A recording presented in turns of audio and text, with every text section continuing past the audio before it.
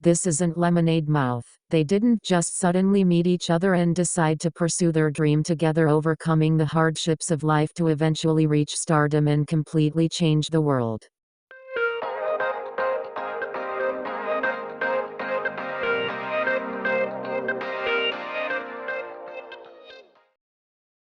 Hey Bubs, did you miss me? I know you did. Anyways, I thought I should make another opinions video. I don't know if these are unpopular per se, but these are just things I feel compelled to say. I would also like to say that it's okay to disagree, and I would love to hear your opinions in the comments. Just make sure to keep it respectful. Alrighty, on to the video. Your faves don't need to be number one just because you like them. There is only one throne and all your faves can't fit in it. Obviously, it is extremely subjective what is truly number one and deserves to be placed there. Many times popularity is valued over quality, and some may find this unfair. But then others can argue that popularity is bringing more people to K-pop as a whole, and even helping the country and its society in some way. Others may argue that it is already inherently unfair to use popularity because the big three, well, technically four companies, will always be at the top.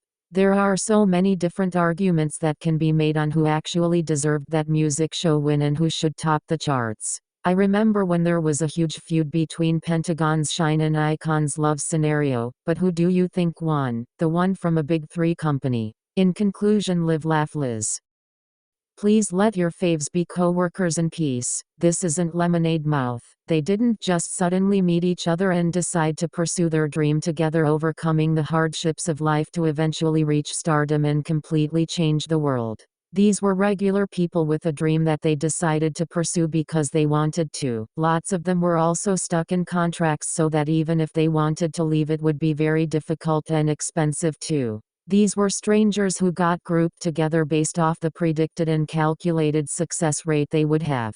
These groups don't have to be friends or family. Most of them were jealous and competitive with each other at some point, and some still are. That doesn't make them bad people. Many fans get way too attached to the idea that something organic was made despite this manufactured industry.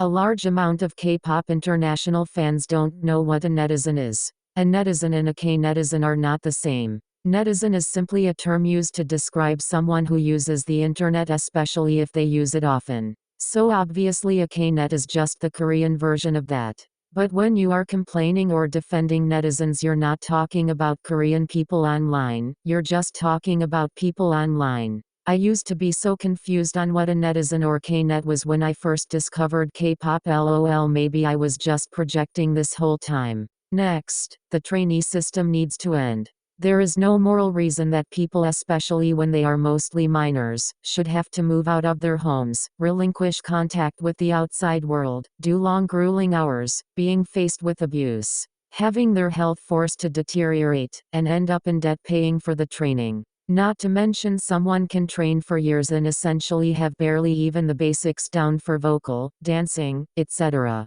I feel like many fans think that the trainee system is the most essential way to become a K-pop star and practically the only way to ensure that stars can debut at all. That being said, I also believe children shouldn't be allowed to debut, especially without strong labor laws and a lawyer to legally protect them, and in that case I'm only talking 16 and up. They just keep debuting younger and younger, and I'm wondering when and where we are going to draw the line. And don't use the excuse of, well, there has always been young debuts, but it's only a problem when so-and-so does it. No, it was a problem then and it is now. The fact that after all this time it is still happening shows that we need to reevaluate the system in place and reevaluate how we may be contributing to it. K-pop fans need to stop feeling so attacked whenever someone thinks K-pop is weird. Let's be honest, especially if you live in a region dominated by Hollywood, K-pop seems like a completely other world. People treat different things as weird most of the time. Also, K-pop admittedly is kinda strange, not in a bad way though. Most of the time, it is so fun for most fans to figure who all these members are, their fandom name, what a bias is, why there are different companies, etc. But in the same aspect, K-pop is strange. These are real people, but they are being marketed as this relationship or goal that is just out of reach, but not too out of reach. They are assigned personality types that are reflective in literally everything they do and makes them almost one-dimensional in that sense. Although K-pop is absolutely hilarious, I even question that, in such a pressured and unnatural environment, these stars are still expected to have a level of relatability that makes fans grow more close and loyal to them. All of this at the end of the day is just a money grab in many avenues. But yeah, not everyone is just being closed-minded when they aren't immediately or ever open to listening to K-pop.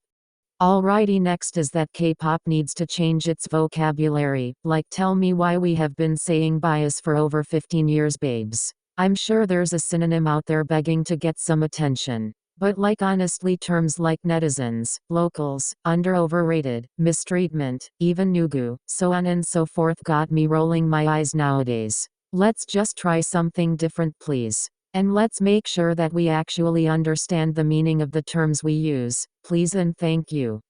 This is late and not K-pop. I just wanted to say the song Jia scandal was absolutely pointless and a prime example of pretty privilege backfiring. For background, Song Jia was a contestant on Singles Inferno who captured the public's attention for her extreme beauty and almost untouchable aura. So many people wanted to become Jia. But then out of nowhere a huge scandal ensued because she was caught sporting fake designer items. Although it was only a small percentage of her items that were fake, it became this over-the-top controversy. Suddenly Jia was now infamous amongst Koreans and netizens. I was so disappointed to see the hate was just so utterly out of hand that she had to delete her entire channel. While she is uploading videos again, her old videos remain deleted. All that energy people focused onto her fake designer could have been put towards actual issues. Alright, you have now reached the end of the video. Thank you so much for watching, bubs.